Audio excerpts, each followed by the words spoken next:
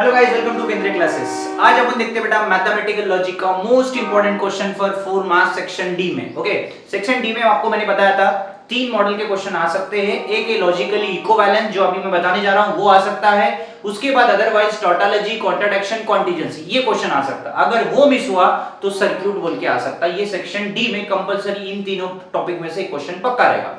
तो आज अपन एक क्वेश्चन देखते हैं जो इंपॉर्टेंट है 4 मार्क्स के लिए, सेक्शन डी में आ सकता है। Most important question for 4 marks. कितने मार्क्स बेटा? 4 मार्क्स पर सेक्शन डी। ओके, अगर ए मिस हुआ तो लॉजिकली इक्विवेलेंस, अगर मिस होता है तो ट्रूथ टेबल आता है, टोटोलॉजी, कॉन्ट्राडिक्शन, कॉन्टिजेंसी। अगर वो गलती से मिस हो गया, समझो वो भी नहीं आया, तो दूसरा मॉडल आने के चांसेस कौन से रहते हैं? सर्क्यूट। ये तीनों मॉडल से ही पक्का 4 मार्क्स के लिए क्वेश्चन आता है सेक्शन डी में। ओके, चलो शुरुआत करते हैं बेटा। LHS equal to RHS proof करना है विदाउट यूजिंग ट्रूथ टेबल का यूज कर ले, मतलब ट्रूथ टेबल का यूज ही नहीं करना है उसको, without truth table, using truth table मतलब जैसे कि लॉस आपने पढ़े होंगे वहां से करना है। ओके, तो एकदम सिंपल तरीके से देख लो बेटा। यहां पे सबसे पहले क्या बताया गया? P by implication Q LHS है, तो मुझे RHS निकालना है। तो मैं काम करता हूं, इसको पहले प्रॉपर्टी यूज कर लेता है। क्या प्रॉपर्टी है बेटा? P implies Q and Q implies क्या लिख लेता बेटा? P। ओके, एकदम सिंपल सी प्रॉपर्टी। अब उसके बाद इसमें दूसरी प्रॉपर्टी क्या है बेटा? ये हो गई आपकी इंप्लीकेशन की प्रॉपर्टी, मतलब बाय इंप्लीकेशन की प्रॉपर्टी। अभी कैसे यूज करेंगे? इंप्लीकेशन की प्रॉपर्टी में यूज कर लेंगे। इंप्लीकेशन मतलब क्या आता? Negation P R Q and negation Q R P। Okay, और उसके बाद इसको क्या करते हैं बेटा? डिस्ट्रीब्यूटिव लॉ यूज किया जाता है। तो आपको प्रॉपर्टी लिखना है, लिख सकते हैं साइड में, नहीं तो कोई गरज नहीं।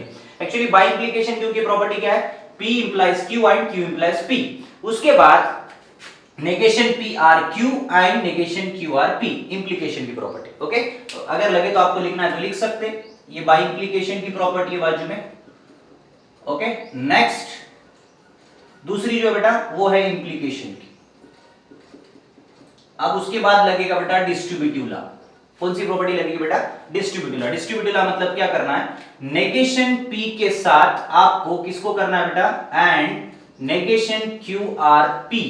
ओके, और उसके बाद बीच में कौन है बेटा अपने पास? सिंबल R Q एंड बीच में क्या है बेटा? सिंबल एंड क्या लिख लेता बेटा? नेगेशन Q R P बोल के लिख सकता हूं। एकदम सिंपल। ध्यान से देखो बेटा, मैंने P के साथ पहले टर्म को किया, बीच में सिंबल और लगाया, फिर Q के साथ पूरे टर्म को कर रहा हूं। ठीक है, very easy.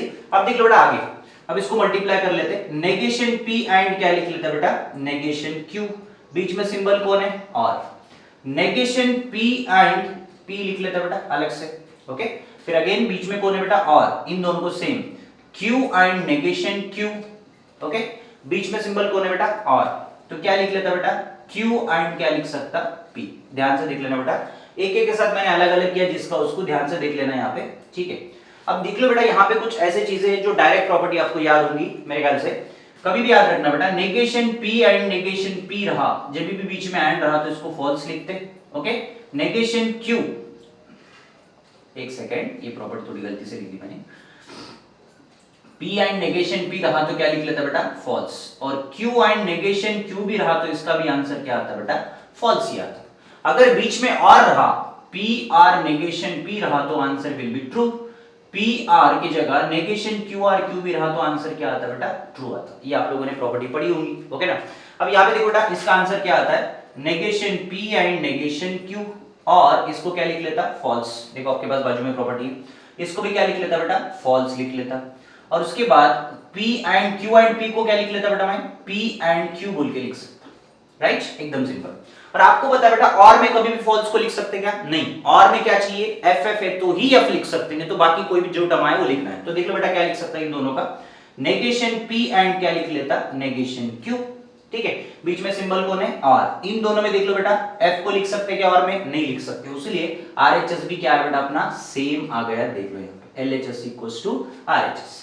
P by implication Q is equal negation P and negation Q और P and Q। इतना लिखे तो आपको 4 मार्क्स मिलते हैं सेक्शन डी में compulsory. Okay, most important question आप एक दो बार देख लो अच्छे से, आपको कवर हो जाता है। ठीक है, थैंक यू।